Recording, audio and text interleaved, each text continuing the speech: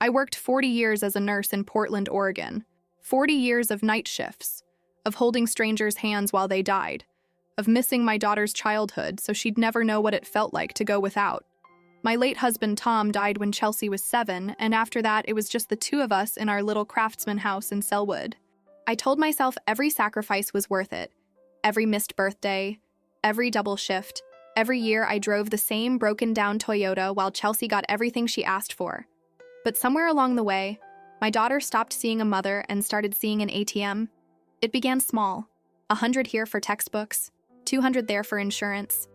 Then she met Garrett, a smooth-talking bartender with perfect teeth and a podcast about financial freedom that had 17 listeners. Suddenly, Chelsea needed more, a lot more. And then came the Camaro, a cherry red $47,000 sports car she couldn't afford on her receptionist's salary. "Just help me for a few months, Mom," she said, "until Garrett's podcast takes off." That was 5 years ago. 5 years of covering her $782 monthly car payment. 5 years of Venmo requests for nail appointments, Target runs, weekend beach trips. 5 years of watching Garrett whisper in her ear at family dinners, watching her eyes go cold when she looked at me, like I was an inconvenience instead of her mother. But here's what Chelsea didn't know. I kept a ledger. Every single dollar, every transaction. 5 years of meticulous documentation in a 3-ring binder hidden in my closet. 68th, 347, 12 to be exact. More than I'd saved for my own retirement. On April 12, 2024, I finally retired at 62. My back was destroyed, my knees were shot, and I was so tired I could barely remember what it felt like to be rested. When I told Chelsea I was done working, I expected concern, maybe even gratitude for 4 decades of sacrifice. Instead, she screamed, "You crazy old woman, how dare you stop working now? Who's going to pay for my car?" Something inside me snapped. The next morning, I went to a lawyer. 3 days later, Chelsea received a certified letter, formal demand for repayment of $68,347.12 with full documentation. She had 30 days to respond or I'd pursue legal action, including a lien against that precious Camaro. She showed up at my door that night with Garrett, both of them furious. "You're suing me? Your own daughter?" "I'm asking you to pay back what you borrowed," I said calmly. "There's a difference." But then I got a phone call that changed everything. "Aunt Lorraine?" "It's Danny Kessler, my late husband's nephew."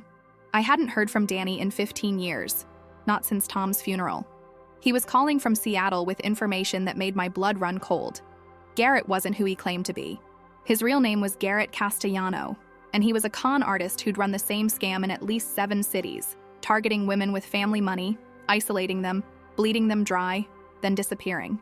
Chelsea had no idea she was a mark. And there was more. Danny had been watching.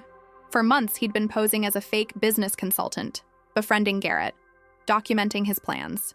He had recordings of Garrett laughing about how easy it was to manipulate Chelsea, bragging about his exit strategy, calling me a trained ATM who would eventually cave because guilt is the most reliable currency.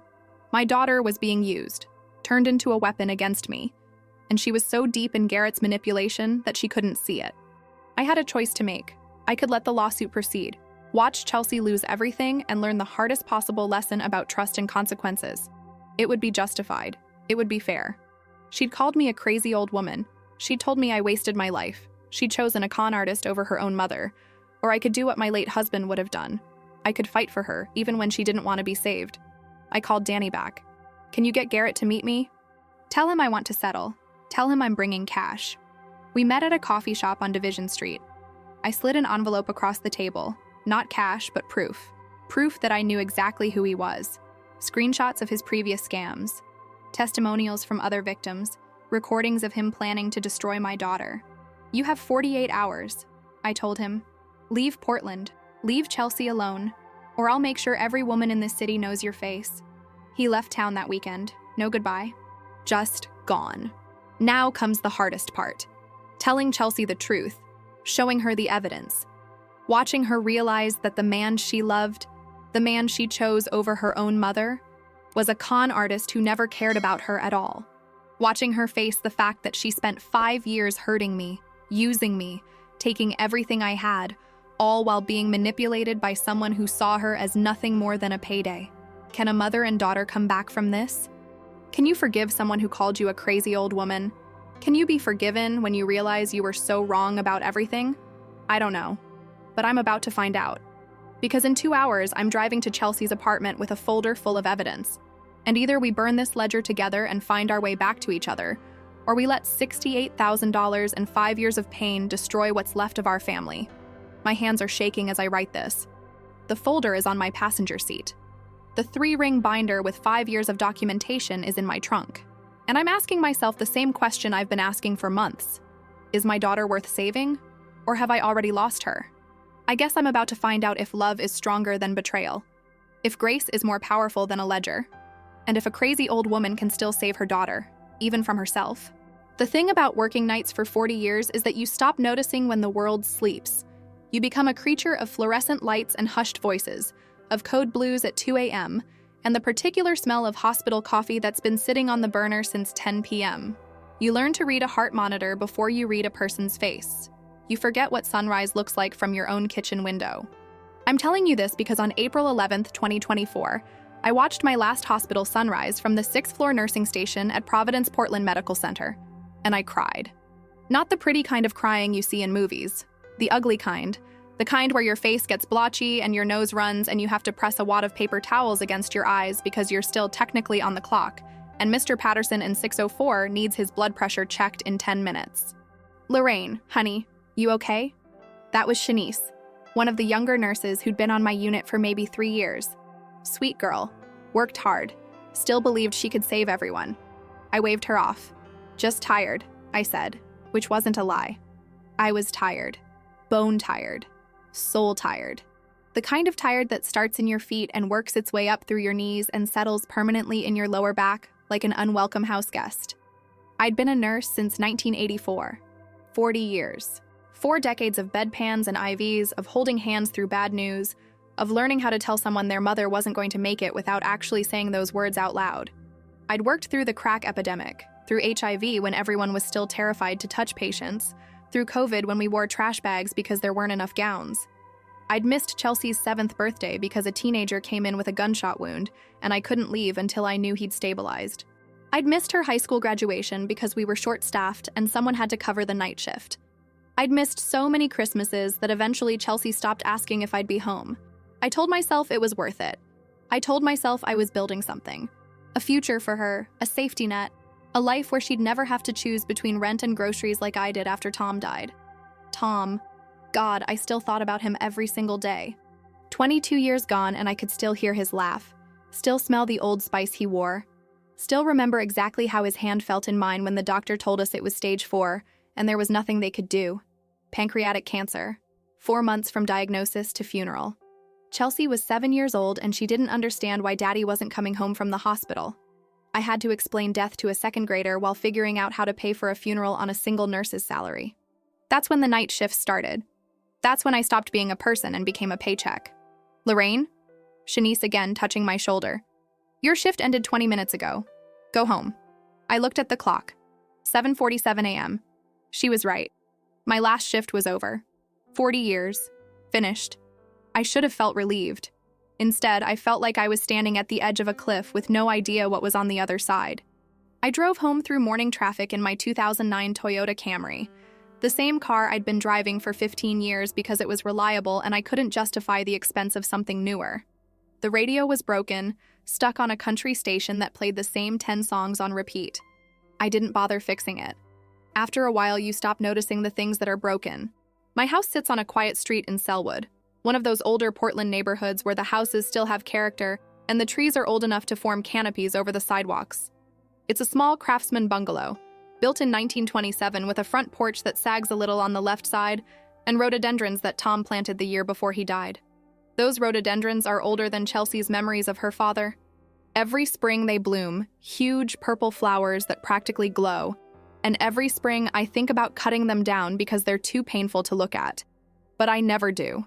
Tom loved those stupid bushes. I parked in the driveway and sat for a moment, staring at the house. The paint was peeling around the windows. The gutter on the north side was hanging loose. The porch steps needed replacing. There was a long list of things I'd been putting off for years because I was always working, always too tired, always telling myself I'd deal with it later. Well, now it was later. I let myself in through the front door and immediately tripped over a box I'd left in the entryway. A box full of old nursing textbooks I'd been meaning to donate for 3 years. The house was cluttered, lived in, but not well maintained. Dishes in the sink from 2 days ago. Mail stacked on the kitchen counter, mostly junk and medical bills. A pile of clean laundry on the couch that I'd been meaning to fold for a week. This was my life. This was what 40 years of sacrifice looked like. I made coffee. Not the burnt hospital sludge, but the good stuff I saved for days off, and sat at the kitchen table. The same table where Tom and I had eaten breakfast for 15 years. The same table where I'd helped Chelsea with her homework, back when she still let me help her with things. The same table where, in a few hours, she was going to scream at me. But I didn't know that yet. I pulled out my phone and scrolled through my banking app, something I did obsessively these days. Checking account, $3,147. 21. Savings account, $31,293. 58. Retirement account, $287,441. 19. Not bad for a single nurse who'd raised a kid alone. Not great, but enough. Enough to live on if I was careful. Enough to finally rest. I'd done the math 100 times. With Social Security and my pension, I could manage. I wouldn't be traveling to Europe or buying a new car, but I could pay my mortgage, keep the lights on, maybe even fix the porch steps. I could have a life that wasn't just work and sleep and work again. I could breathe. My phone buzzed. A text from Chelsea. Coming over at noon. Need to talk. My stomach tightened. Chelsea only came over when she needed something. Money, usually. Or a favor that somehow always ended up costing me money. I texted back, "Okay, I'll make lunch." 3 dots appeared, then disappeared, then appeared again. Finally, "Don't bother, won't be long." I set the phone down and stared at my coffee. Chelsea and I used to be close. When she was little, she'd follow me around the house, chattering about her day, showing me drawings she'd made in school, asking me to read the same bedtime story 3 times in a row because she loved the part where the princess saves herself. When did that change? When did I become someone she only called when she needed something? I knew the answer. It was gradual. It started in high school when I missed 1 too many basketball games, when I couldn't chaperone field trips because I was working. It got worse in college, community college, because that's all we could afford, when she started comparing herself to her friends whose parents paid for university, whose parents bought them cars and apartments and spring break trips. And then she met Garrett Matthews. 28 years old, bartender at a cocktail lounge in Beaverton, with perfectly styled hair and teeth that were too white to be natural. He had a podcast about financial freedom and breaking generational poverty that he recorded in their apartment bathroom for acoustics. 17 listeners, last I checked. 15 of them were probably spam bots. Chelsea met him 3 years ago at the dental office where she worked as a receptionist. He came in for a cleaning and walked out with her phone number. 6 months later, they moved in together. A year after that, she showed up at my house with that damn Camaro. I should have said no. I should have let her fail. But I was so tired, and she looked so much like Tom when she smiled, and I genuinely thought, that if I just helped her one more time, she'd figure it out. She'd grow up. She'd see what I'd sacrificed. Instead, she saw an ATM. The ledger was in my bedroom closet, hidden behind a stack of old nursing textbooks and a box of Tom's clothes I still couldn't bring myself to donate. A simple 3-ring binder, black, the kind you can buy at Staples for $4.99. Inside, 5 years of documentation, printed bank statements, screenshots of Venmo requests, receipts, a spreadsheet I'd created tracking every single transaction, color-coded by category. Car payment, $47,070, 60 months at $780 per month, minus the 3 months she'd actually managed to pay herself.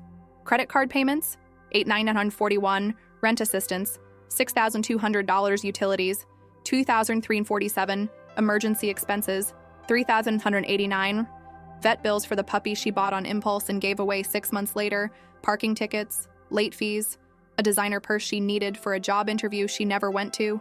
Total, $68,347. at 12, $68,347.12.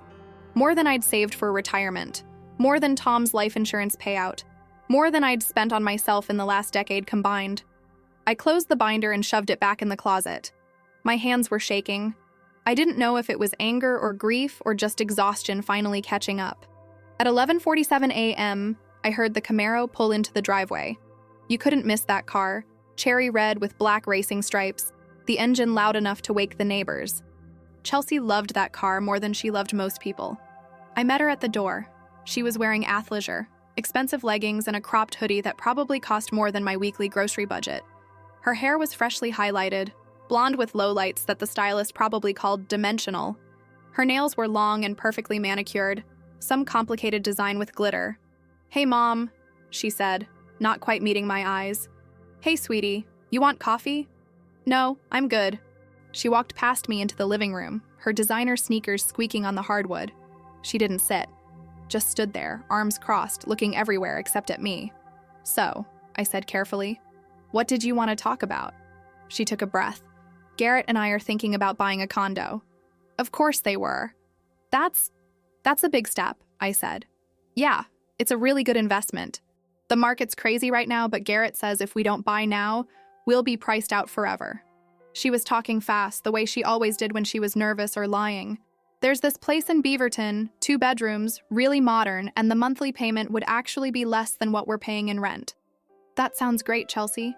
"Yeah, so the thing is," she finally looked at me, "we need help with the down payment." My stomach dropped. "How much?" $30,000. I actually laughed. Couldn't help it.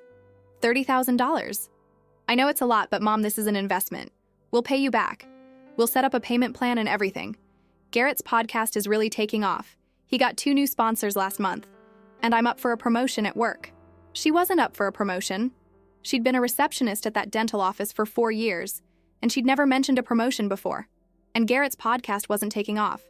I checked. Still 17 listeners. "Chelsea," I said slowly, "I can't give you $30,000. Her face changed. The nervous sweetness vanished, replaced by something hard. "Can't or won't?" "Both." "Mom, come on, you have the money. You've been saving forever." "I've been saving for my retirement." "You're 62 years old. How much longer are you going to work?" This was it. The moment I'd been dreading and anticipating for months. "Actually," I said, "yesterday was my last shift.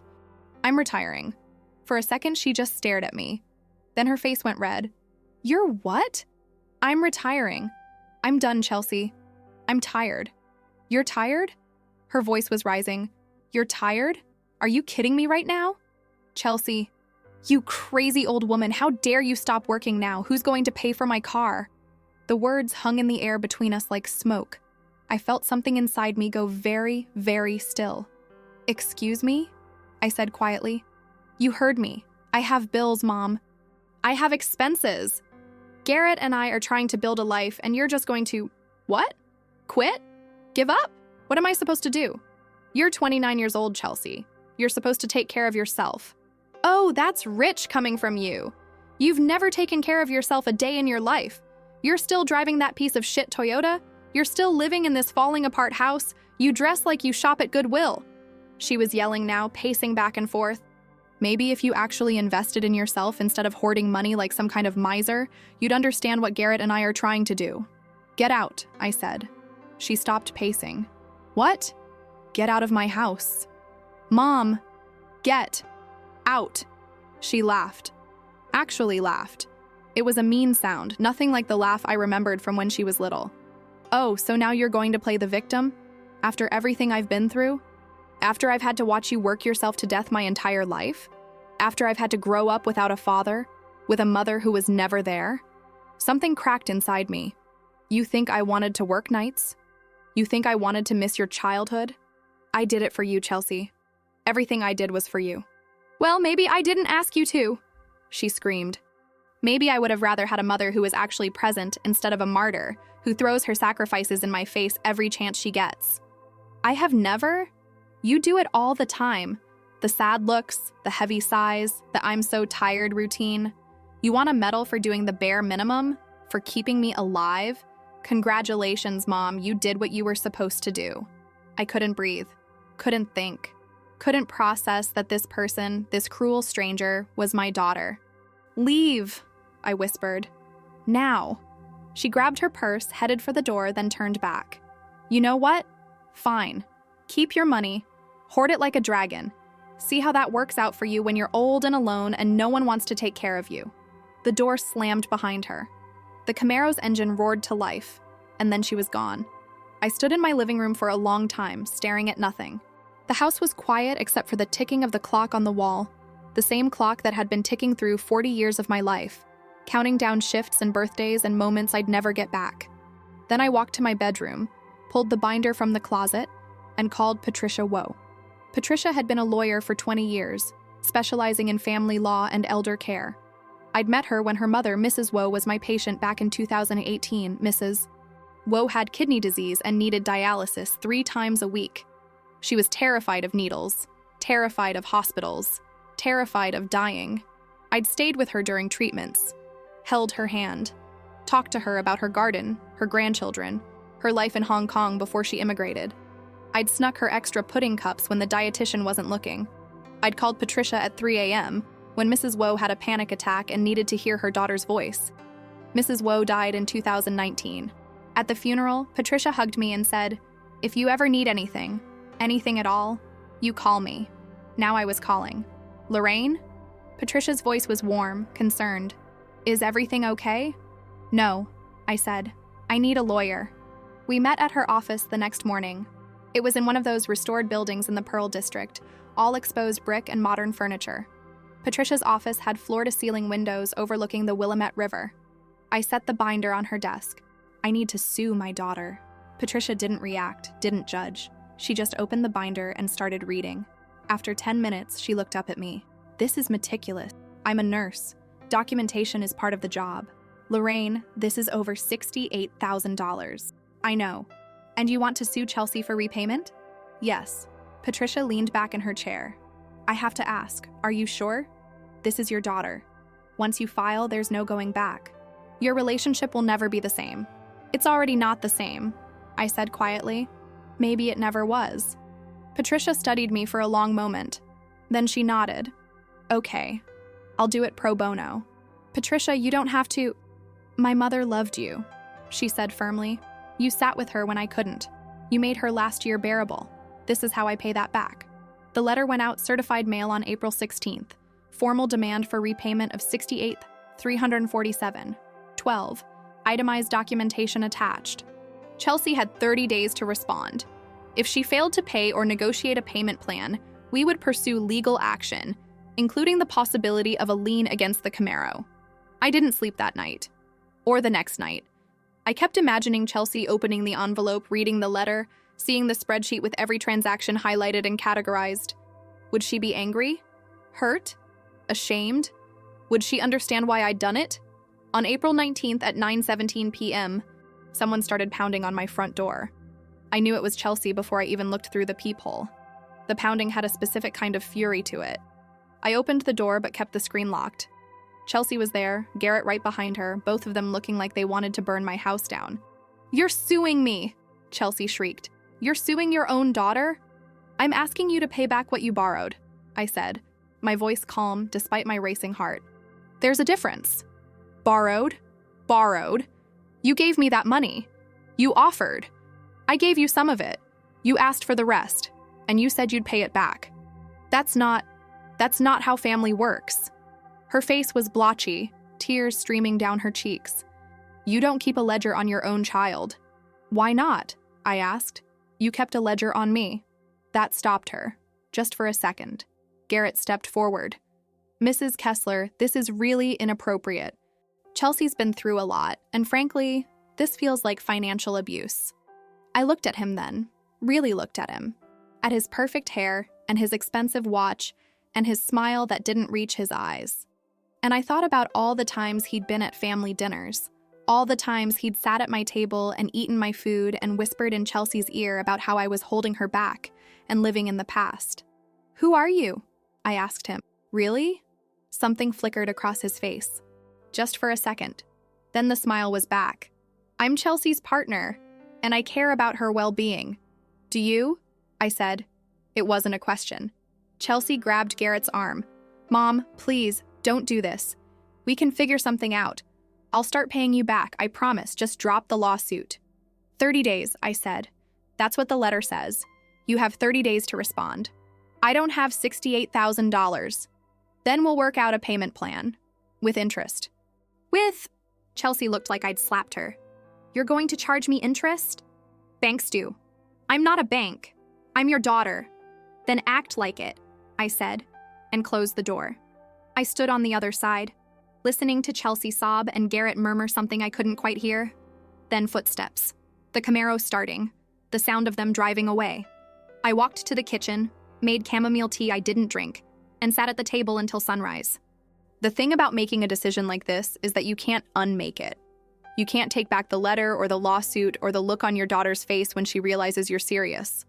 All you can do is wait and hope that somewhere, underneath all the anger and entitlement and pain, there's still a person worth saving. A person who looks like your late husband when she smiles. A person who used to follow you around the house, chattering about her day, asking you to read the same bedtime story 3 times in a row. A person who might still remember that once upon a time, you were her hero, even if you're just a crazy old woman now. The phone call came on a Tuesday morning, 6 days after I'd closed the door on Chelsea. I was in the backyard, finally doing something I'd been putting off for 3 years, trimming Tom's rhododendrons. They'd grown wild, sprawling across the fence line, some branches so thick I needed the good pruning shears from the garage. My hands ached, arthritis settling into my knuckles like an old friend. But I kept cutting. There was something satisfying about it. Decisive. You choose a branch, you cut it, it's done. Not like raising a child, where every choice echoes for decades and you never know if you got it right. My phone buzzed in my back pocket. Unknown number, Seattle area code. I almost didn't answer. Probably a spam call about my car's extended warranty or a final notice about student loans I'd paid off 20 years ago. But something made me swipe to accept. Hello? Aunt Lorraine? I froze, pruning shears halfway through a thick branch. Who is this? It's Danny. Danny Kessler.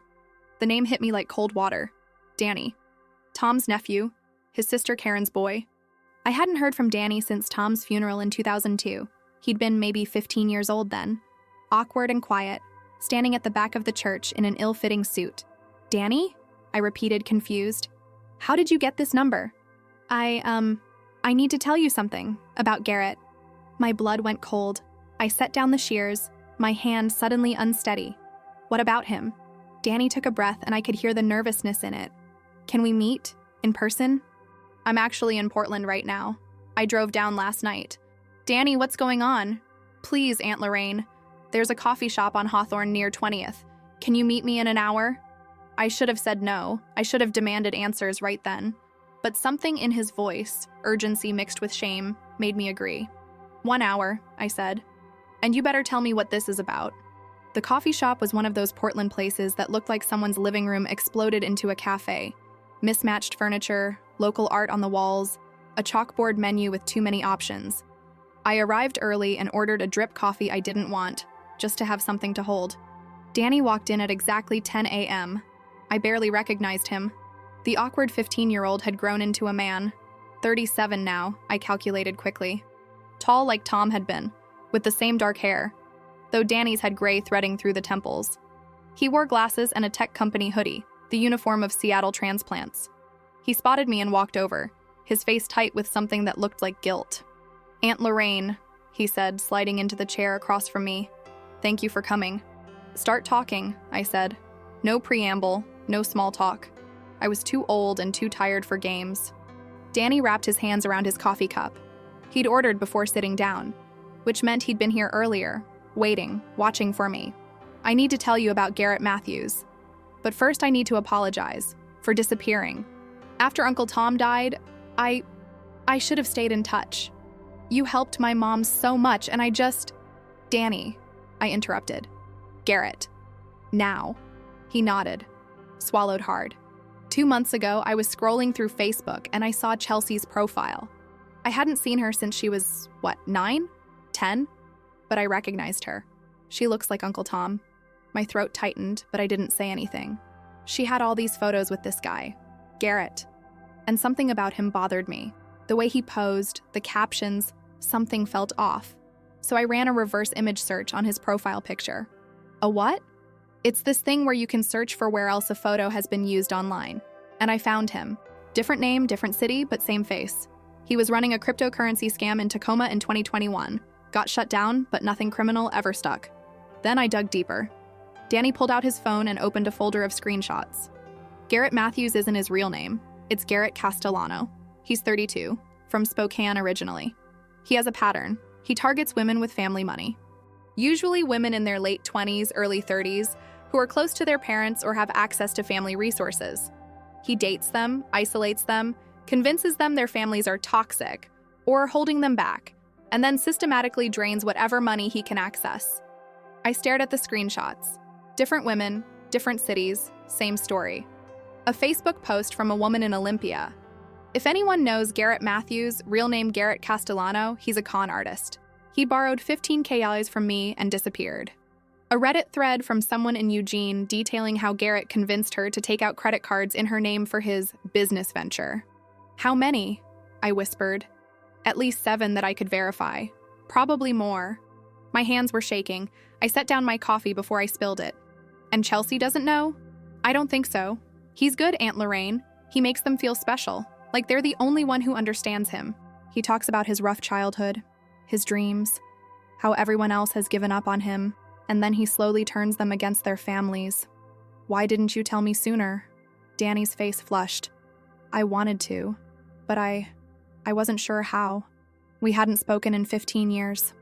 I didn't know if you'd believe me, and honestly, I was hoping Chelsea would figure it out on her own. She hasn't. No, Danny said quietly. She hasn't. But Aunt Lorraine, there's more. Of course there was. I did something you might not forgive me for. He took a breath. About 3 months ago, I created a fake identity, called myself Marcus Webb, said I was a business consultant from Beaverton. I reached out to Garrett through LinkedIn, said I was interested in his podcast, wanted to discuss potential sponsorship opportunities. I felt dizzy. You what? I befriended him. I've been meeting with him once or twice a month, playing the part of this interested investor. And he's told me things, Aunt Lorraine, things about his plans with Chelsea. What kind of plans? Danny looked sick. He calls it the long game. He said Chelsea's mother, you, have been trained to give her money. That you'll resist at first, but eventually you'll cave because guilt is the most reliable currency. He bragged about how he convinced Chelsea to ask for $30,000 for a fake condo down payment. Said once he had that, he'd move on to the next city, the next mark. The coffee shop spun around me. I gripped the edge of the table. He said that? I recorded it, Danny said, pulling up his phone again. I know it's not legal in Oregon without consent, but I did it anyway. I have hours of recordings. Him talking about Chelsea like she's a project. Laughing about how easy it is to manipulate her. Planning his exit strategy. He pressed play. Garrett's voice, tinny but clear. The daughter's a goldmine, man. She's got this guilt complex about her mom working too much, so she feels entitled to everything. And the mom? Classic martyr type. She'll complain, she'll guilt trip, but she'll pay. They always pay. I closed my eyes. Felt something hot and sharp behind my ribs. Not just anger, something worse. Grief. Because my daughter was being used, manipulated, turned into a weapon against me, and she had no idea. Why? I asked, my voice cracking. Why did you do all this? Why get involved? Danny was quiet for a long moment. When he spoke, his voice was thick. Do you remember my mom's stroke? 5 years ago? I nodded. Karen had been my patient briefly when she was brought to Providence after collapsing at a grocery store in Seattle. I was in Tokyo for work, Danny said. I couldn't get a flight back for 12 hours. Mom was alone, terrified, didn't speak much English to the paramedics because the stroke affected her speech. And you, his voice broke. You stayed with her. Your shift ended and you stayed. You held her hand. You called me every hour with updates. You made sure she wasn't alone. That's my job, Danny. No, he said firmly. Your job is to monitor vitals and administer medication. You went beyond that, way beyond. And when I finally got to the hospital, you were still there, sitting with her. You'd been there for over 12 hours. I remembered. Of course I remembered. Karen had been so scared, kept trying to say Danny, but it came out garbled, and I'd held her hand and promised her that her son was coming, that everything would be okay. You saved her life, Danny said. Not just medically, You saved her from being alone when she thought she was dying. And I swore that if I ever had a chance to help you, I would. So you've been, what, spying on Garrett? Documenting him? Building a case? I thought if I could gather enough evidence, I could expose him before he destroyed Chelsea completely. Before he took everything from you. I didn't know what to say. This man, practically a stranger, had spent months protecting me, protecting Chelsea, for a debt he felt he owed. It was too much. Too overwhelming. Does anyone else know? I asked. No, just me. I've been working alone. I didn't want to risk tipping him off. I thought about the lawsuit, about Chelsea pounding on my door, about the look on her face when I told her I was charging interest. Danny, I said slowly, I need your help. His eyes widened. Anything. Can you get Garrett to meet me? Tell him I want to settle the lawsuit. Tell him I'm bringing cash. Danny leaned back, understanding dawning on his face. You want to confront him? I want to give him a choice, I said. Leave quietly, or have his face plastered on every community board from here to Seattle. Aunt Lorraine, He paused. That's brilliant. When? Soon. Before the 30 days are up. Before Chelsea gets more involved. I'll set it up, Danny said. But you need to be prepared. He's going to deny everything. He's good at playing the victim. So am I said quietly. I've had a lot of practice. We met at Stumptown Coffee on Division Street 3 days later. Danny had texted Garrett as Marcus, saying that Mrs. Kessler wanted to discuss a settlement and that she was bringing $20,000 in cash to make the lawsuit go away. I arrived early with Patricia Woe. She'd insisted on coming, said she wanted to be there in case things got legal. I suspected she just wanted to see me tear into Garrett, but I appreciated the support either way. Garrett walked in at exactly 2 p.m., wearing a leather jacket and sunglasses like he thought he was in a movie. He spotted me and walked over, confidence in every step. Mrs. Kessler, he said, sliding into the seat across from me. He didn't acknowledge Patricia. I'm glad you're being reasonable about this. Am I? I asked. Well, yeah, suing Chelsea? That's pretty harsh, but I get it. You're scared about retirement, you're watching your money, you're stressed. It makes sense you'd lash out. Lash out, I repeated. Sure. Empty nest syndrome, aging anxiety, fear of losing control. It's textbook. He leaned back, completely at ease. But here's the thing. Chelsea loves you. She really does. And if you drop this lawsuit, I think you two can repair your relationship. I can help with that. Can you? Absolutely. I've been doing a lot of reading about family dynamics, generational trauma, that kind of thing, for my podcast. And honestly, I think you and Chelsea just need better communication. Patricia made a small sound that might have been a laugh. Garrett finally looked at her. And you are? Her attorney, Patricia said sweetly. Patricia Woe, pleased to meet you, Garrett. Or should I say Garrett Castellano? The color drained from his face. I pulled an envelope from my purse and set it on the table between us. Open it. His hand trembled as he picked it up. Inside, printed screenshots. His real name. His previous scams. Testimonials from 7 different women across Washington and Oregon. Reddit threads. Facebook warnings. A particularly damning photo of him from 2021 at a cryptocurrency conference where he'd been escorted out for harassing attendees. Where did you? Doesn't matter, I said. What matters is that I know exactly who you are, and I know what you've been doing to my daughter. I haven't done anything. You've been using her, manipulating her, turning her against me so you can drain whatever money you can get access to before you move on to your next victim. I leaned forward. I have recordings, Garrett.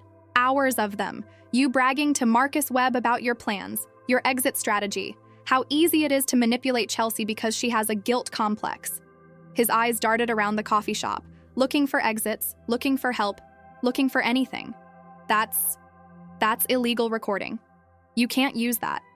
Maybe not in court, Patricia said calmly, but we can absolutely use it on social media. Facebook groups, Reddit threads, community boards. Every woman in Portland will know your face and your real name by tomorrow morning. You're bluffing. I pulled out my phone and showed him a draft Facebook post, his photo, his real name, a detailed timeline of his scams. I have 300 women in a group chat ready to share this the second I hit send. Women you've scammed. Women who have friends you've scammed. Women who are tired of men like you. The confidence cracked. What do you want? I want you gone, I said simply. You leave Portland, you leave Chelsea alone, you disappear, and you never contact her again. She'll come looking for me. No, I said firmly. She won't. Because I'm going to tell her the truth. I'm going to show her everything. And she's going to understand exactly what you are. She won't believe you. She loves me. Maybe, I admitted. But here's the thing, Garrett. Even if she doesn't believe me right away, doubt is a powerful thing. Once it's planted, it grows. And every time she looks at you, she'll wonder. Every time you ask for money, she'll hesitate. Every time you try to isolate her, she'll remember her mother's warnings. He was breathing hard now, trapped, and he knew it. You have 48 hours, Patricia said. Pack your things. Leave the city. If you're still in Portland after that, we release everything. And trust me, the internet never forgets. Garrett stood up so fast his chair scraped loudly against the floor. People turned to look. This is insane. You're both insane. Maybe, I said. But I'm an insane old woman with nothing to lose and a really good lawyer. What are you? He left without another word. Patricia and I sat in silence for a moment. Then she reached across the table and squeezed my hand. That was incredibly satisfying. It's not over, I said quietly. The hard part comes next. Telling Chelsea? Telling Chelsea. I gave Garrett his 48 hours. On the third day, I drove past the apartment he shared with Chelsea in Beaverton. His truck was gone. I checked with Danny. Marcus had received a text from Garrett saying he was going to LA to meet with investors and would be back in a few weeks. He wasn't coming back. Now came the part I'd been dreading. I texted Chelsea, "Can we talk? Please, it's important." 3 hours later, she responded, "Fine, my place, tonight." The apartment was in a newer complex, one of those places with a gym nobody uses and a pool that's always too cold. Chelsea had decorated it in that Instagram style. Gray couch, white walls, succulents dying in geometric planters.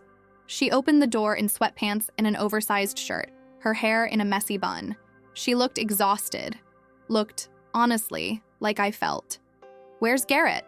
I asked. "LA, business trip." She said it defensively, like she expected me to challenge her. "Can I come in?" She stepped aside. I walked into the living room and sat on the gray couch. Chelsea stayed standing, arms crossed, radiating hostility. "What do you want, Mom?" I pulled out my phone and a folder I'd prepared. "I need to show you something. If this is about the lawsuit, it's about Garrett."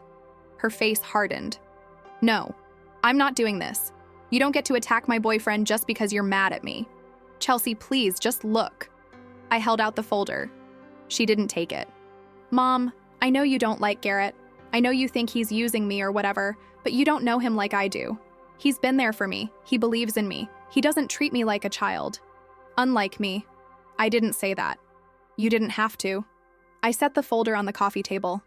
"His real name is Garrett Castellano. He's 32 years old. He's run scams in at least 3 cities. And he's been planning to take whatever money he can from you, from me, and then disappear." Chelsea's face flushed. "That's insane." "It's documented." I tapped the folder. 7 women, 7 different cities, same pattern, same story. "You're lying." "Why would I lie about this?" "Because you can't stand that I'm happy. Because you can't stand that someone actually supports my dreams instead of guilting me about everything I do." "Chelsea, no!" She was yelling now, tears streaming down her face. "You want me to be miserable like you. You want me to work some terrible job and sacrifice everything and never have anything nice because that's what you did. But I'm not you, Mom. I'm not going to waste my life." The words hit like fists. I stood up, my own voice rising. "Waste my life? I spent 40 years saving lives. I raised you alone. I gave you everything. I didn't ask for that." We stood there, both of us breathing hard, both of us crying. "Maybe you didn't," I said quietly. "But I did it anyway. Because that's what mothers do, even when their daughters grow up to hate them." "I don't hate you," Chelsea whispered. I can't be what you want me to be. I don't want you to be anything except safe, and Garrett isn't safe. You don't know that." "Yes, I do." I picked up the folder and held it out again. "Please, Chelsea, just look." This time she took it. I watched her face as she read, watched the disbelief turn to confusion, turn to something like horror. She flipped through pages, her hands shaking, her breath coming faster. "This is..." He said he was from Portland. He said he went to Portland State. He didn't. He said his ex-girlfriend stole from him. That's why he's so careful with money. He stole from her. Chelsea sank onto the couch, still holding the folder. How long have you known? A week. Maybe less. And you didn't tell me? I'm telling you now. She looked up at me, her face destroyed. Why would he? I love him. I thought he loved me. I sat down next to her, careful not to touch her, not to push. I don't think Garrett knows how to love people. I think he only knows how to use them. But he said, he made me feel. She couldn't finish the sentence, couldn't articulate what he'd made her feel. Special, probably. Chosen. Understood. I know, I said softly. And I'm sorry. Don't, she said sharply. Don't be sorry. Don't be understanding. I don't deserve it. Chelsea, I called you a crazy old woman. Her voice broke. I screamed at you in your own house. I said you wasted your life. I was going to let him. We were going to take $30,000 from you, and I just... She doubled over, sobbing. What's wrong with me? I couldn't help it. I put my arm around her, and for the first time in years, she didn't pull away. Nothing's wrong with you, I whispered. You were being manipulated by someone who's very good at it. How did you know? How did you figure it out? I told her about Danny, about the recordings, about the confrontation at Stumptown. I told her everything. When I finished, Chelsea was quiet for a long time. Then, he's not coming back, is he? No. Good, she said fiercely. Then softer. I'm so stupid. You're not stupid. You're trusting. There's a difference. I trusted the wrong person. Yes, I agreed. But you can learn from that. She pulled away, wiping her face with her sleeve. Mom, the lawsuit, the money. I don't know how I'm going to pay you back. I don't have anything. We'll figure it out. I can give you the car. I know it's not enough, but it's something. I looked at her, really looked at her. At 29 years old, she looked younger somehow. Smaller. Lost. What if we made a deal? I said slowly. What kind of deal? The car goes back. You move back home just for a while until you get on your feet, and you pay me back whatever you can, whenever you can. No interest, no timeline. Just when you're able. Chelsea stared at me. Why would you do that? Because you're my daughter, I said simply. And I'm your mother. And that has to mean something. She started crying again, and this time I held her properly. Let her cry into my shoulder the way she used to when she was little, when I was still her hero, before I became the enemy. I'm so sorry, she kept saying. I'm so sorry, Mom. I know, I whispered. I know, baby. I know. Outside, the Portland evening was settling in, gray and soft.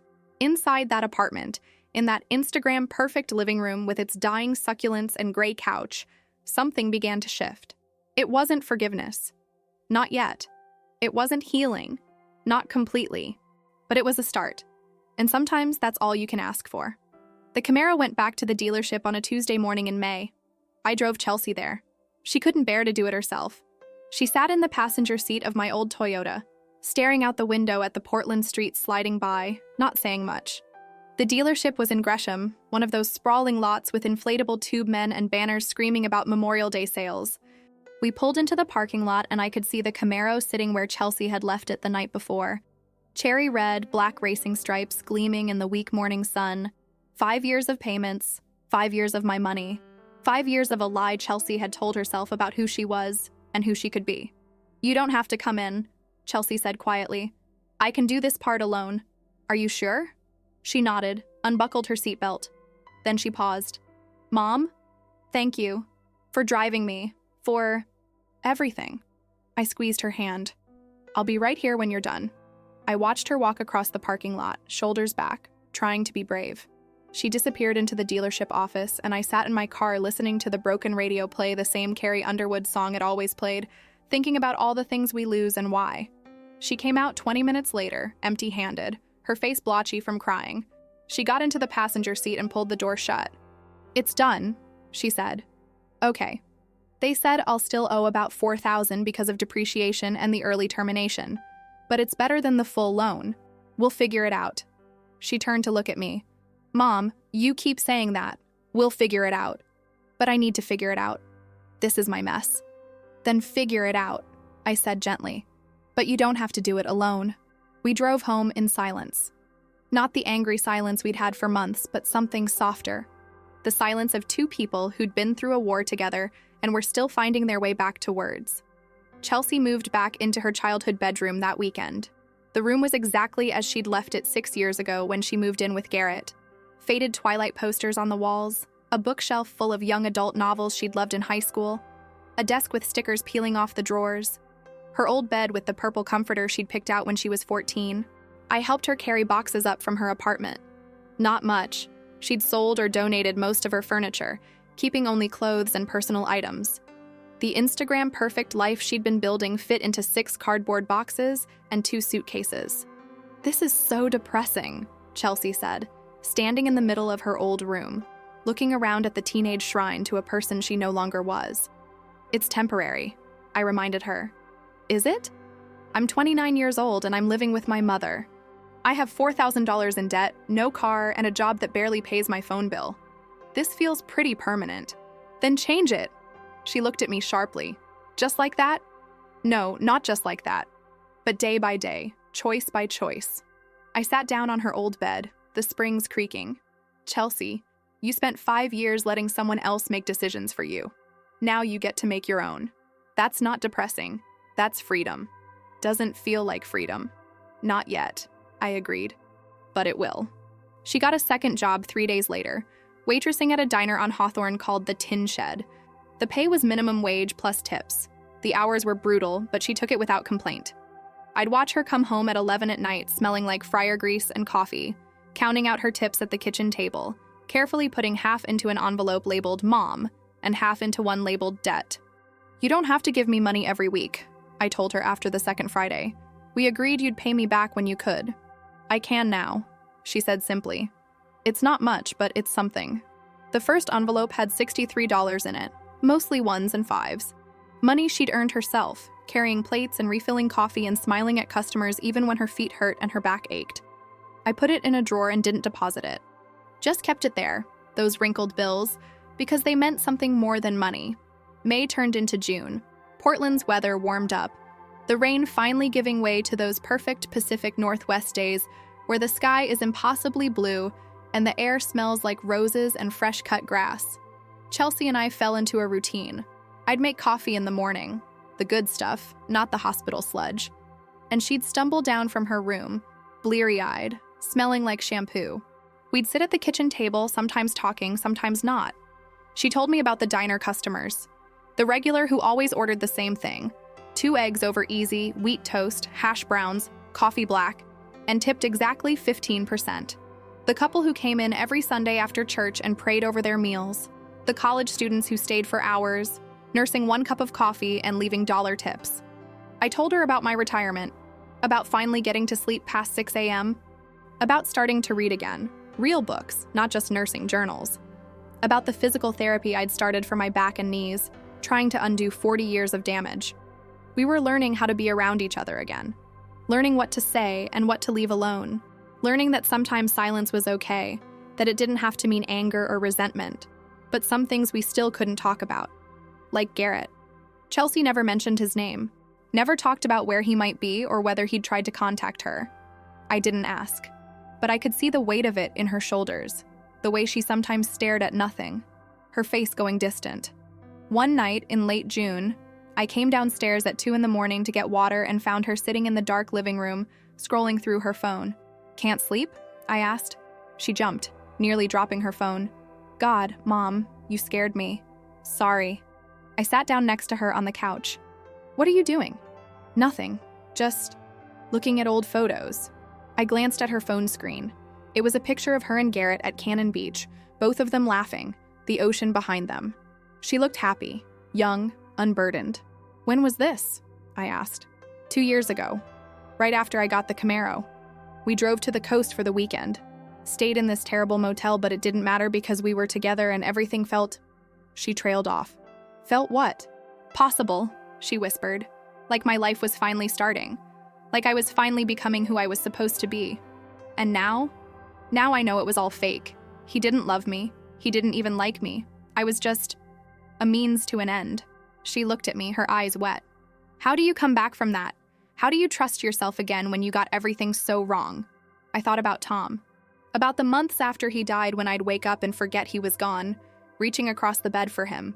About the years of wondering if I should have pushed him to see a doctor sooner, if I'd missed signs, if I could have saved him. You don't come back, I said finally. You go forward.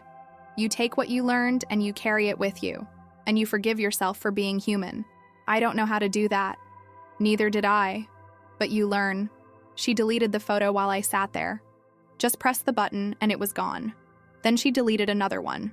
And another. Systematically going through her phone. Erasing him. Mom? She said after a while. Yeah? I'm really sorry. For everything. For the things I said. For the way I treated you. For forgetting who you were. Who I was. My mom, she said simply. You were always just my mom. And that should have been enough. I pulled her close. The way I used to when she was little and had nightmares. It is enough, I whispered. It's always been enough. In July, Danny came to visit. He drove down from Seattle on a Saturday, pulling up in a sensible Honda Civic that made my Toyota look young. Chelsea was at the diner, so it was just the two of us.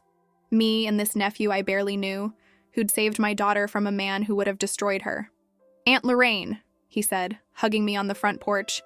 It's good to see you. Come in, I made lemonade. We sat in the backyard under the oak tree Tom had planted when we first bought the house. The rhododendrons I'd pruned back in April were blooming again, smaller but healthier, their purple flowers bright against the green. How is she? Danny asked, meaning Chelsea. Better. It's slow, but she's trying. And you? Also better. Also slow. I poured him lemonade. Danny, I never properly thanked you. For what you did. For protecting us. He shook his head. You don't have to thank me. I owed you. No, I said firmly. You didn't owe me anything. What I did for your mother, that was my job. What you did for Chelsea, that was above and beyond. Aunt Lorraine, you sat with my mom for 12 hours. You held her hand. You made sure she wasn't alone when she thought she was dying. Do you know what that meant to me? To her? I was just being human. Exactly, Danny said. And that's what I was trying to do. Be human. Help family. We sat in comfortable silence for a while, drinking lemonade, listening to the neighborhood sounds. Kids playing in a nearby yard, someone mowing their lawn, birds in the oak tree. Can I ask you something? Danny said eventually. Of course. Why did you keep the ledger? All those years, documenting every dollar. That must have been exhausting. I thought about it. About the 3-ring binder hidden in my closet, the spreadsheets, the printed statements. About sitting at my kitchen table at midnight after a 12-hour shift, carefully recording another Venmo request, another favor, another slow bleed of my savings. I think part of me knew, I said slowly. Knew it was wrong, knew she was taking advantage, but I couldn't admit it because that would mean admitting I'd failed as a mother, that I'd raised someone who saw me as a resource instead of a person. You didn't fail. Didn't I? My daughter called me a crazy old woman. She told me I wasted my life. Your daughter was being manipulated by a con artist who'd spent 3 years grooming her to see you as the enemy. Danny leaned forward. Aunt Lorraine, Chelsea was wrong. But she was also 26 years old and in love for the first time. She didn't have the tools to recognize what was happening. That's not your fault. Then whose fault is it? Garrett's, Danny said simply. It's always the abuser's fault, not the victim's, not the victim's mother's. The person who chooses to manipulate and harm, that's where the fault lies. I felt something loosen in my chest, something I'd been carrying for months, maybe years.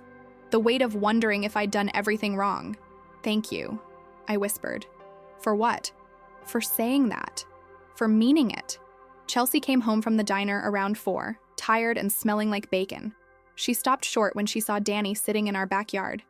Oh, she said. You're Danny? He stood up, suddenly awkward. Yeah. Hi. I'm sorry, I should have called first. No, Chelsea said quickly. No, it's okay. Mom told me what you did. How you... She couldn't finish the sentence. Danny shoved his hands in his pockets. I hope that's okay. I know it was probably invasive, and I'm sorry if I overstepped. Chelsea crossed the yard and hugged him. Just walked up and wrapped her arms around this cousin she barely remembered. This man who'd spent months protecting her from a monster. Thank you, she said into his shoulder. Thank you for caring when I didn't even know I needed someone to. Danny hugged her back, and I watched from my lawn chair. tears streaming down my face, thinking about family and forgiveness and the strange ways we save each other. He stayed for dinner. We ordered pizza from Sizzle Pie, Chelsea's choice, and ate it on the back porch while the summer evening cooled around us. Danny told stories about his work in tech, about Seattle, about his partner Marcus, the real Marcus, not the fake identity he'd created. Chelsea told him about the diner, about her regular customers, about learning to budget and save and live within her means. She didn't mention Garrett, but the absence of him was there in the conversation, a ghost we all acknowledged without naming. "You should come visit," Danny said to Chelsea as he was leaving. "Seattle's only 3 hours. Marcus and I have a guest room." "Maybe I will," Chelsea said, "when I've saved enough for the train ticket. Or I could just pick you up," Danny offered. "Make a weekend of it." She smiled, a real smile, the first one I'd seen in months. "Okay, yeah, I'd like that." After Danny left, Chelsea and I cleaned up the pizza boxes and empty bottles. The house was quiet except for the hum of the refrigerator and the distant sound of traffic on McLaughlin Boulevard. "Mom?" Chelsea said as I was wiping down the counter. "Can I ask you something?" "Always." She took a breath. "The ledger. The lawsuit. If I hadn't come around, if I'd kept being awful and entitled and refusing to see what Garrett was, would you have really gone through with it? Would you have actually sued me?" I stopped wiping and turned to face her. This was the question I'd been asking myself for months, the question that kept me up at night, that gnawed at me during physical therapy, that haunted every quiet moment. "I don't know," I admitted. "I'd like to think I would have found another way, that I would have kept trying to reach you, to make you see. But honestly, Chelsea, I was so tired, so hurt, so angry, and part of me wanted you to feel what I felt, wanted you to understand what it's like to be used and discarded." "That's fair," she said quietly. "But here's what I do know. I would never have stopped loving you, even if I'd sued you, even if you'd lost the car and the apartment and everything else, even if you'd never spoken to me again. You're my daughter. That doesn't change." Chelsea's eyes filled with tears. "How? How do you still love me after everything I did?" "Because that's what love is," I said. "It's not keeping score. It's not conditional. It's showing up even when it's hard, especially when it's hard." "But I kept score," Chelsea whispered. "I counted every time you missed a game or a play or a birthday. I built this whole narrative about how you chose work over me, and I used it to justify taking everything you gave and demanding more. I know. And you forgave me anyway?" "I'm trying to," I said honestly. "Forgiveness isn't a switch you flip, Chelsea. It's a choice you make over and over again. Some days it's easy, some days it's hard, but I keep choosing it because the alternative is losing you, and I can't. I won't do that." She crossed the kitchen and hugged me, really hugged me, the way she used to before Garrett, before the Camaro, before everything broke. "I love you, Mom," she said, "and I'm going to spend the rest of my life trying to deserve the second chance you gave me." "You don't have to deserve it," I whispered. "You just have to accept it." August came with a heat wave that had everyone in Portland complaining. Our house didn't have air conditioning. We'd always told ourselves we'd install it next summer. So Chelsea and I spent the hot evenings on the front porch, drinking iced tea and watching the neighborhood. She was still working both jobs, receptionist during the day, waitress at night, but she'd started talking about going back to school. Maybe nursing, she said, which made my heart clench. Maybe something in healthcare where she could help people. "You don't have to follow in my footsteps," I told her. "You can be anything you want." "I know," she said. "But maybe your footsteps aren't so bad. You helped a lot of people, Mom. You made a difference. So can you, in whatever you choose." The envelopes of tip money kept appearing every Friday. By the end of August, I had 17 of them in my drawer, totaling almost $2,000. I still hadn't deposited them.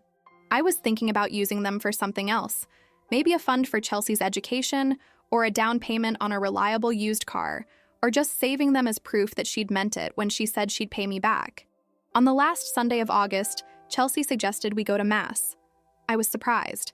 We hadn't been regular churchgoers since she was in middle school, back when I still had Sundays off, and we'd dress up for the 10 a.m. service at St. Ignatius. "Why now?" I asked. She shrugged. "I don't know, I just feel like I need to say thank you to something bigger than me for getting another chance." We went to the early service at St. Ignatius. the same church where we'd held Tom's funeral 22 years ago. Father Mike was long retired, replaced by a younger priest I didn't recognize, but the building was the same: stone and stained glass, the smell of incense and old wood, the particular acoustics that made everything feel important. Chelsea slid into the pew and immediately knelt, closing her eyes, her lips moving in silent prayer. I knelt beside her, my knees protesting, and tried to remember how to do this, how to pray, how to ask for help or guidance or forgiveness.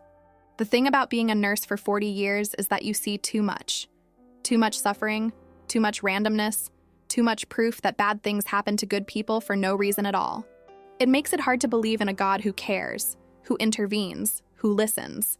But watching Chelsea pray, watching her face, peaceful for the first time in months, I thought maybe that wasn't the point.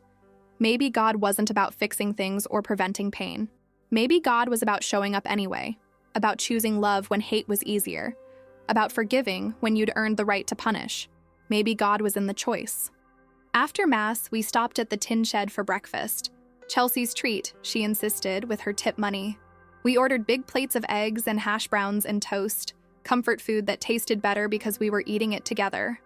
"Mom," Chelsea said, pushing her eggs around her plate, "I've been thinking about the ledger, about the $68,000. Chelsea..." "No, let me finish. I'm never going to be able to pay you back, not all of it. Even if I work 2 jobs for the next 10 years, it's too much. And I think we both know that. So what do you want to do?"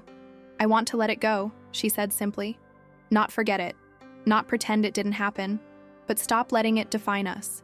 Stop letting it be this weight between us."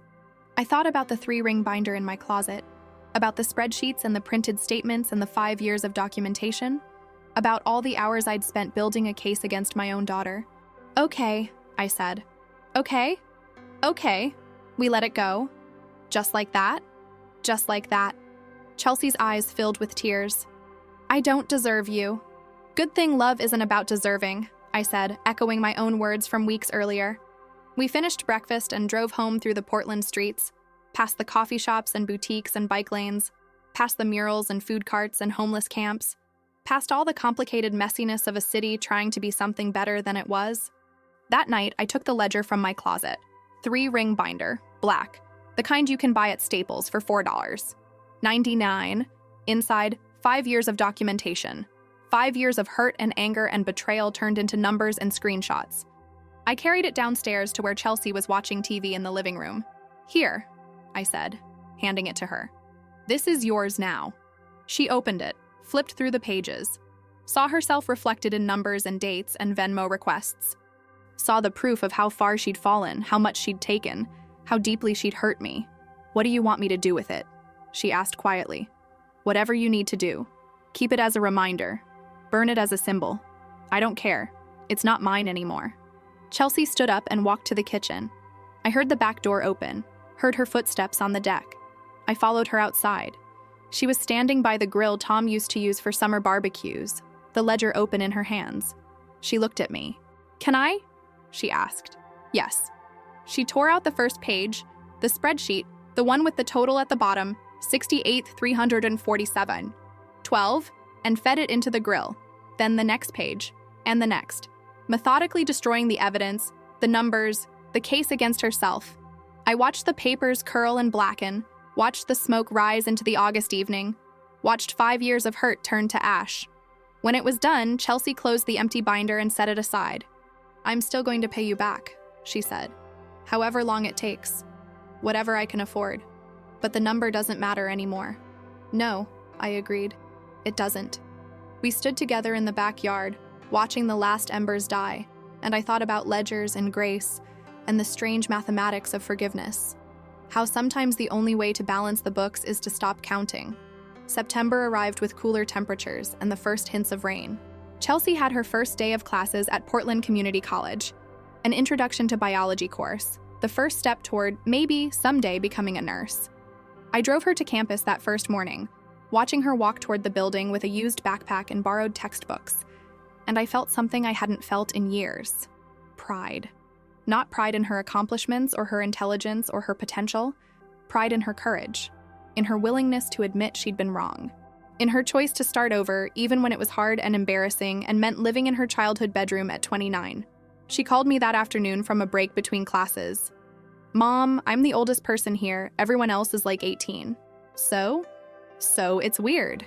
Life is weird, Chelsea. You'll fit right in." She laughed, and the sound of it, light, genuine, unburdened, made my eyes water. That weekend, we finally tackled the projects I'd been putting off for years. Chelsea helped me fix the sagging porch steps, painting them a deep blue that Tom would have loved. We replaced the loose gutter. We painted the trim around the windows. The house started to look cared for again. Loved again. Danny visited twice more before the end of September.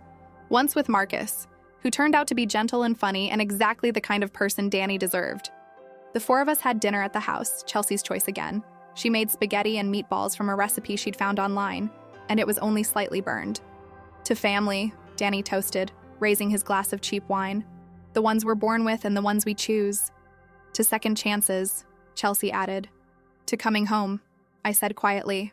We clinked glasses and ate slightly burned spaghetti and laughed about nothing important, and it was perfect. October brought rain. Real Portland rain, the kind that settles in for days and turns the world gray and soft. I started volunteering at Providence one day a week, not as a nurse but as a patient advocate, helping families navigate the terrifying maze of hospital bureaucracy. It felt good to be useful again without being exhausted. Chelsea got promoted at the dental office, not a huge promotion, just to lead receptionist with a small raise, but she was proud and I was proud, and she took us out to celebrate at a fancy restaurant where we couldn't pronounce half the menu items. To moving forward, she said, raising her water glass. To you, I corrected. To the woman you're becoming. I'm not there yet, she said. None of us are. That's the point.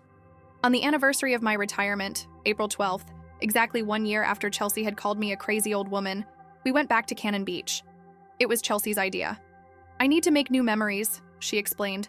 Good ones. I need to replace that photo I deleted. We drove to the coast in my old Toyota, windows down despite the spring chill, singing badly to songs on the radio. We walked on the beach, shoes off, jeans rolled up, the cold Pacific water shocking our feet. Chelsea took a photo of me in front of Haystack Rock, my gray hair wild in the wind, laughing at something she'd said. Then I took one of her, the ocean behind her, her face open and unguarded and finally free. Look at us, she said, looking at the photos. We're so normal. Is that what we are? I don't know, maybe. She linked her arm through mine. Whatever we are, I'm glad we're here. Me too. We drove home as the sun was setting, painting the sky in shades of pink and orange and gold. The kind of sunset Tom used to love, the kind he'd make us stop and watch no matter where we were. Mom? Chelsea said as we were pulling into the driveway. Yeah? I think Dad would be proud of us, for figuring this out, for not giving up. My throat tightened. I think so too. That night, I pulled out the envelopes of tip money Chelsea had been giving me, 27 of them now, totaling almost $4,000. I counted them out on my bed, all those wrinkled ones and 5s and 10s, money she'd earned herself carrying plates and refilling coffee. Then I put them in a new envelope, wrote Chelsea's education fund on the front, and put it in my desk drawer. She didn't need to know. Not yet. Maybe not ever. Some gifts are better given silently. In May, Chelsea paid off the remaining debt on the Camaro. She'd been saving everything she could, working double shifts, skipping meals she shouldn't have skipped. When she made the final payment, she came home and cried. Not sad tears, but relieved tears. The kind that come when you've finally put down a weight you've been carrying too long. I did it, she kept saying. I actually did it. You did, I confirmed, holding her. I'm so proud of you. Now I can start saving for a real car. Something sensible. Something I can actually afford. Something that doesn't scream midlife crisis for someone not even 30, I teased. She laughed. Exactly. That summer, Chelsea moved out. Not far, just to a small studio apartment in Selwood, close enough that she could walk to my house if she wanted. It was tiny, barely room for a bed and a dresser and a 2-person table, but it was hers. Paid for with her own money, chosen by her own judgment, a symbol of how far she'd come. I helped her move in on a Saturday in June. Danny and Marcus drove down to help, and the 4 of us carried boxes up 3 flights of stairs, sweating and laughing and arguing about where furniture should go. When everything was unpacked, we ordered Thai food, and ate it on Chelsea's floor because she didn't have a couch yet. To new beginnings, Marcus toasted. To family, Danny added. To home, Chelsea said, looking at me. I raised my paper cup of Thai iced tea. To letting go of ledgers, I said, and learning to live by grace. We drank to that.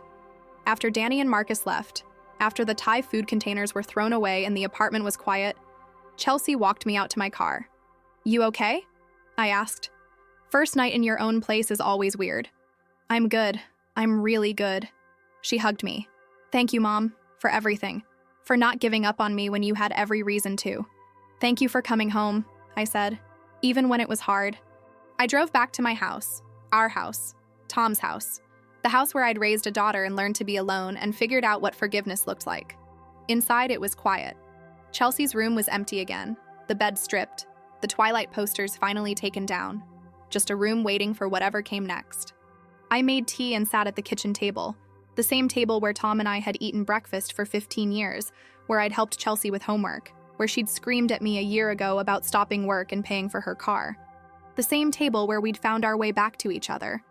I thought about ledgers and grace and the strange mathematics of love, about how you can document every hurt, every betrayal, every dollar spent, and still end up with an equation that doesn't balance.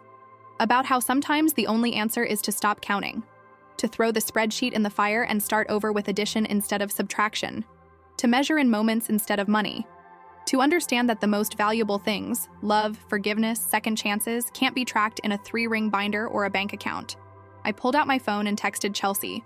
Proud of you, love you, sleep well. 3 dots appeared almost immediately. Then, love you too, Mom. Thank you for teaching me what it means to start over. I set the phone down and looked around my kitchen. At the peeling paint I still needed to fix. At the bills stacked on the counter. At the coffee maker that had been brewing the same good coffee for a year now, ever since I'd had time to make it. At the evidence of a life that wasn't perfect, but was mine. A life that wasn't measured in what I'd lost, but in what I'd managed to save. And outside, in the front yard, Tom's rhododendrons were blooming. Smaller than they used to be because I'd pruned them back, but healthier, stronger.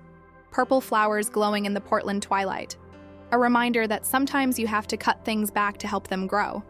Sometimes you have to lose everything to figure out what's worth keeping. And sometimes the bravest thing you can do is forgive. Not because the other person deserves it, but because you both need it to survive. I made a second cup of tea I didn't drink and sat at my table until the sky went dark and the streetlights came on and the neighborhood settled into sleep. And I thought about my daughter, alone in her studio apartment, probably nervous, probably excited, probably wondering if she'd made the right choice. And I thought about how far we'd both come in a year, from crazy old woman and entitled daughter, to mother and child learning to be friends, to 2 women who'd survived their own worst impulses and come out the other side with something precious, another chance. The ledger was gone, burned to ash in the backyard grill, but the grace remained. And in the end, that was all that mattered. The end. You crazy old woman, how dare you stop working now? Who will pay for my car? My daughter screamed the day I retired, but she had no idea what I would do.